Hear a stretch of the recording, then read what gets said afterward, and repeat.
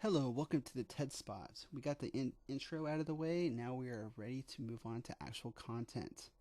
This video is going to be directed at first-time homebuyers, people that are looking for an FHA loan.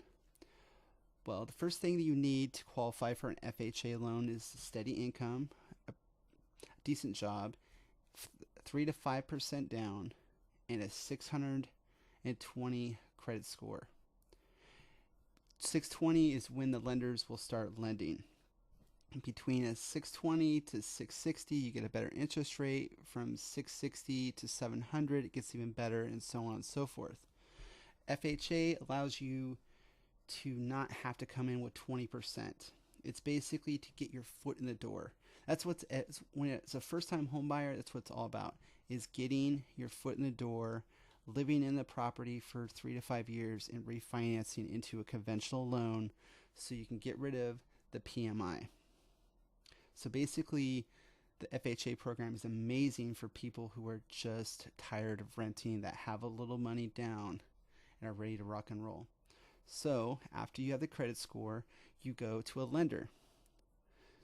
The lender will like run your credit, and they'll tell you what you qualify based off your income.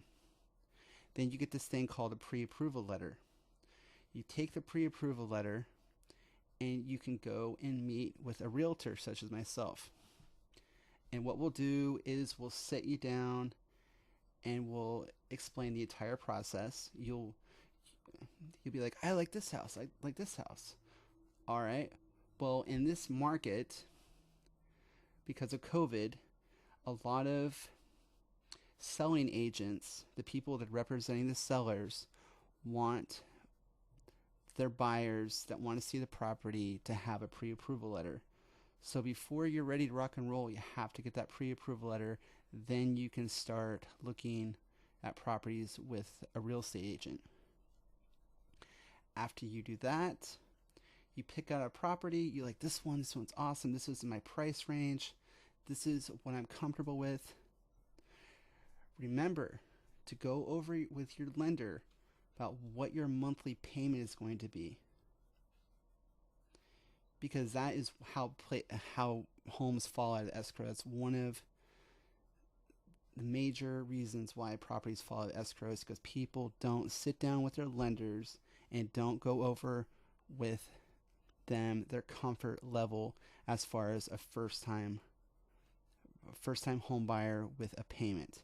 Even if you own a property, you're selling your property, and you're upgrading, make sure that you're comfortable with what you're signing up with. Do not rush into this, because it's a very scary process. Once you get into escrow, there's paperwork flying at you, there's all these numbers flying at you. You want to make sure that you're comfortable, because it's a big process. You are working with somebody that's lived in their house and they're ready to move on. And as a buyer, when you go under contract into escrow, they are trusting you to buy that property so they can move on. Yes, you do have 15 days to bail out of the contract, but when you get in that contract, you're working with a buyer's agent and a seller's agent. And they are spending a lot of time trying to work your deal, trying to make the magic come together. So yeah, make sure that you're comfortable with what you're signing up with, and go over the paperwork with your lender. So you're going into contract, there's paperwork flying at you. You get your inspections, you get your pest reports, and then escrow starts. That's an entire different video. You can go look up escrow. I'll explain it to you in a few videos down the line, but this is just for FHA homeowners, home buyers. It's basically just be comfortable with what you're getting into. These are the current properties that are listed in Chico. First-time home buyers are going to come in right around here, because these are good starter homes right here. Good starter homes. I'd say like a starter home for a first-time home buyer probably cut off around 350. because you want to be comfortable with that monthly payment. You want to be able to transition from paying rent into a mortgage at a comfortable level, so that you're going to be able to refinance to get that payment lower.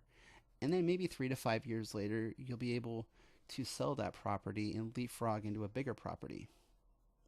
Well, only time will tell. Everybody's different, of course.